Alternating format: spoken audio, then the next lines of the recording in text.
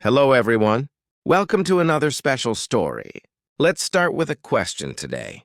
What is your morning ritual? For many of us, it involves a cup of coffee. And very often, that coffee comes from a place with a green logo, a place with a siren in its circle. Yes, we are talking about Starbucks. Starbucks is not just a coffee shop. It's a third place, not home, not work, but a comfortable space in between. Did you know that Starbucks started by selling coffee beans and equipment, not coffee drinks? Did you know the man who built Starbucks into a global giant was once a poor kid from Brooklyn who didn't even found the company? Today we are going to explore the story of Howard Schultz and how he transformed a small Seattle coffee bean shop into a global phenomenon. It's a story about passion, vision, and creating an experience. Are you ready to discover the magic behind your daily cup of coffee? Get comfortable. And let's dive into the fascinating world of Starbucks, starting in the early 1980s. Our story's hero is Howard Schultz. Howard grew up in Brooklyn, New York, in a very poor family. He lived in public housing projects. When he was 7 years old, his father, a truck driver, broke his ankle at work. He had no health insurance, so the family suffered greatly. This difficult experience deeply affected young Howard. He promised himself he would find a way to create a company that treated its employees with dignity and provided them with benefits. Howard was good at sports. He won a football scholarship to college, becoming the first in his family to attend university. After college, he worked in sales for various companies, including Xerox. He was a good salesman, but he felt something was missing. He was looking for a purpose. Have you ever felt like you were doing well at your job, but deep down, you knew it wasn't what you truly wanted? Howard felt that hunger for something more. And that hunger led him to a small coffee company in Seattle. In 1981, Howard Schultz, the young sales manager, noticed something peculiar. A small coffee company in Seattle was ordering an unusual number of coffee makers. The company was called Starbucks Coffee, Tea, and Spice. Starbucks was founded in 1971 by three partners, Jerry Baldwin, Zev Siegel, and Gordon Bowker. They were passionate about high-quality coffee beans. Their first store was located in Pike Place Market in Seattle. It was a dark, small shop. It sold whole coffee beans, coffee equipment, and spices. It did not sell brewed coffee drinks to go. Howard was curious. He flew to Seattle to meet them. He was immediately captivated by their passion for coffee and the rich aroma of their beans. He insisted on joining them. In 1982, he became the director of retail operations and marketing for Starbucks. 1 year later, in 1983, Howard took a business trip to Milan, Italy. This trip changed everything. What do you think he saw in Italy that so deeply inspired him? It wasn't just coffee. In Italy, Howard Schultz saw something magical. He noticed that coffee bars were everywhere. But they were more than just places to get coffee. They were places where people gathered. People stood at the counter, chatting with the barista, enjoying a quick espresso or lingering over a cappuccino. It was a social ritual.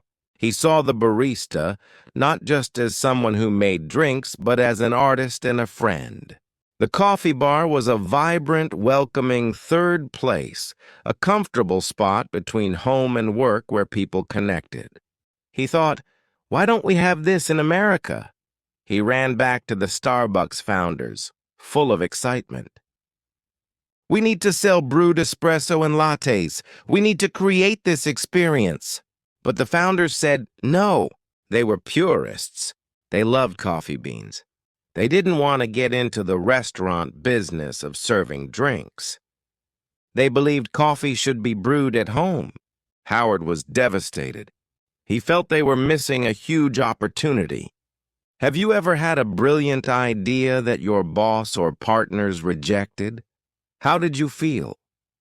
Howard was at a crossroads. Feeling rejected, Howard left Starbucks in 1985, but he couldn't let go of his dream. He decided to start his own coffee bar. He called it Il Giornale, which means the daily in Italian. He served espresso, cappuccino, and latte, just like he saw in Italy. He also played opera music. It was incredibly hard to get investors. Many people laughed at him. Americans drink instant coffee, they won't pay $3 for a cup. But Howard believed. He raised enough money and Il Giornale became a success. Then in 1987, something amazing happened. The original Starbucks founders decided to sell their retail stores and the Starbucks brand to focus on other ventures. Howard, seeing his chance, quickly gathered investors. He bought Starbucks, including its name, roasting plant, and 6 stores for just $3.8 million. He combined Il Giornale with Starbucks, bringing his Italian coffee bar vision to the iconic Starbucks name. What do you think was the first thing he changed when he took over Starbucks? It was more than just coffee. Howard Schultz immediately began transforming Starbucks. He focused on creating that third-place experience, comfortable chairs, warm lighting, good music, and friendly baristas who remembered your name. He also made sure his employees called partners were taken care of.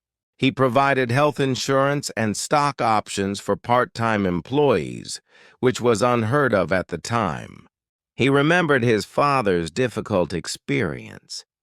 Starbucks grew rapidly. From just a few stores in Seattle, it expanded across America and then around the world. Every Starbucks store had a similar look and feel, but with local touches. The familiar green siren became a symbol of comfort and connection.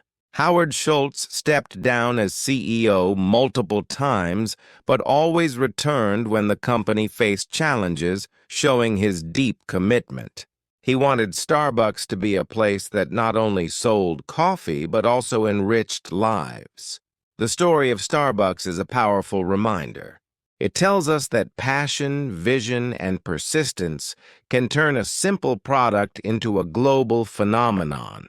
It shows that business can be about more than just profit. It can be about creating community and caring for people. Howard Schultz taught us that a cup of coffee is not just a drink. It's an experience. It's a moment of connection. Next time you hold a cup of Starbucks coffee, remember the young man from Brooklyn who dared to dream of a third place. See you in the next episode.